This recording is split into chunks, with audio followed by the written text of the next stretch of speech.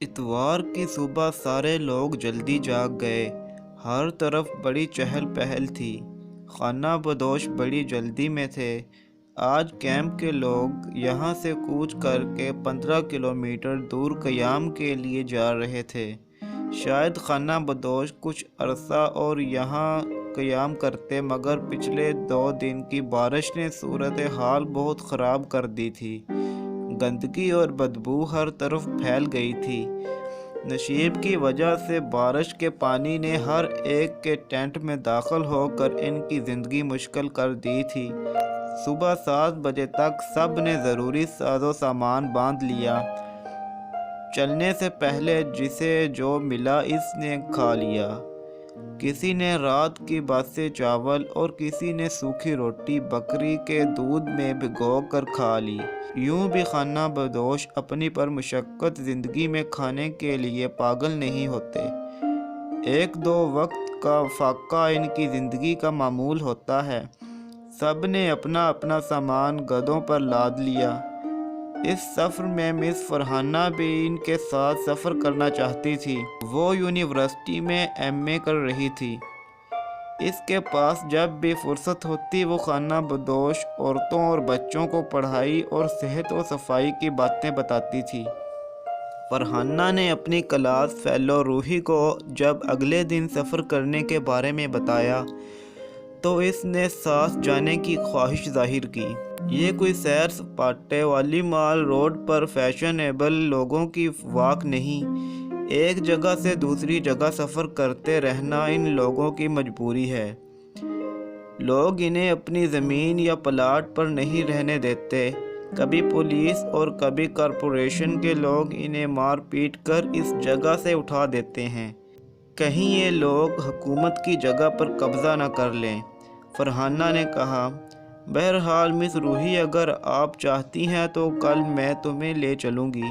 ہو سکتا ہے 15 یا 10 کلومیٹر کے سفر میں آپ کو ان کا کچھ سامان بھی اٹھانا پڑ جائے۔ روحی خوشی سے مان گئی۔ اس کی نظر میں یہ اچھی مہم جوئی والی بات تھی۔ اگلے دن صبح سویرے دونوں لڑکیاں رکشے میں بیٹھ کر خانہ بدوشوں کے کیمپ میں پہنچیں۔ شکر ہے وہ ابھی روانہ نہیں ہوئے تھے۔ فرحانہ نے قافلے کے اہم بزرگوں سے روحی کا تعارف کرایا۔ سامان گدھوں پر لادا جا رہا تھا۔ جوانوں نے اپنا کام جلدی سمیٹ لیا تھا۔ مردوں کے ساتھ عورتیں بھی برابر ہاتھ بٹا رہی تھیں۔ بوڑھے خانہ بدوشوں کے لیے سامان لادنا مشکل کام تھا۔ مس فرحانہ نے اپنی ساتھی روحی کو توجہ 70 سالہ حسن اور اس کی 60 سال کی بیوی کی طرف دلائی۔ انہیں مدد کی ضرورت تھی۔ ان کے پاس ایک گدھا تھا جس پر مشکل سے سامان لادا گیا تھا۔ دوسرے نمبر پر گدھی تھی جس کا 2 دن کا بچہ بھی وہاں موجود تھا جو مشکل سے چل سکتا تھا۔ روحی فرحانہ کے ساتھ اس وعدے کے ساتھ آئی تھی کہ جو وہ کہے گی روحی بخوشی کرے گی۔ چلیں مس روحی، آپ کپڑوں کی گڈڑی اٹھائیں۔ فرحانہ نے کہا تو روحی نے بخوشی گٹڑی اٹھا لی۔ گدھے پر حسن کے ٹینٹ سے متعلقہ سامان لدا تھا جس میں بانس کی لمبی لمبی لکڑیاں بھی شامل تھیں۔ تھوڑا سا سامان گدھی کی پشت پر بھی رکھا گیا۔ اس نے کچھ برا نہ مانا، مگر اس کے برا ماننے کی کون پرواہ کرتا ہے۔ فرحانہ نے جھپٹ کر گدھی کا ننھا بچہ اٹھا لیا اور اب خانہ بدوشوں کا قافلہ روانہ ہو چکا تھا۔ سب سے پیچھے فرحانہ اور روحی تھیں۔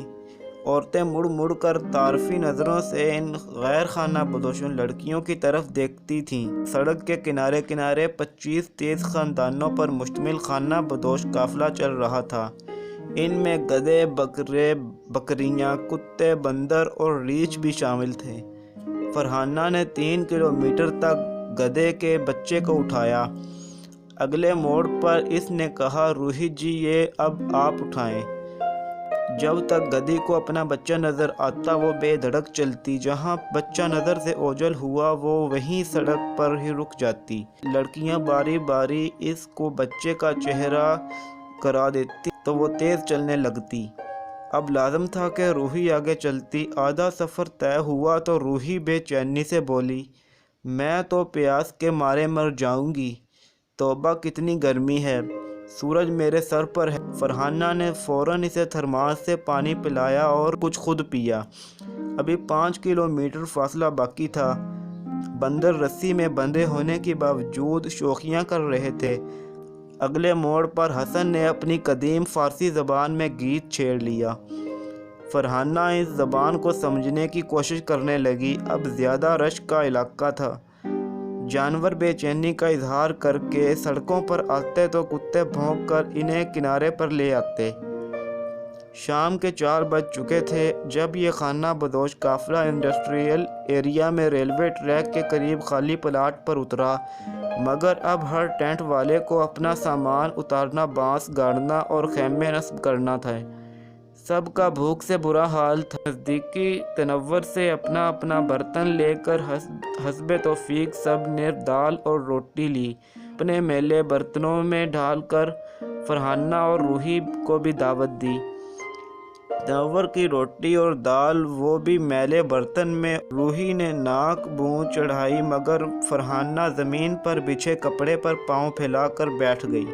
تب روحی کو بھی تقلید کرنی پڑی۔ لڑکیوں نے کھانا کھا کر شکریہ ادا کیا۔ فرحانہ نے اپنی تھرمس اور کیمرہ سنبھال لیا۔ روحی نے رکشے والے کو روکا اور دونوں لڑکیوں نے اپنے گھر کا رخ کیا۔ دیکھا کتنا دلچسپ سفر تھا، فرحانہ نے کہا۔ جی ہاں، روحی نے تھکاوٹ کے باوجود چہک کر جواب دیا۔ آج کا یہ سفر خانہ بدوشوں کی زندگی کا تھا۔ اگر آپ کو یہ پسند آیا ہے تو میرے چینل کو سبسکرائب کریں، ویڈیو کو لائک کریں۔ اللہ حافظ۔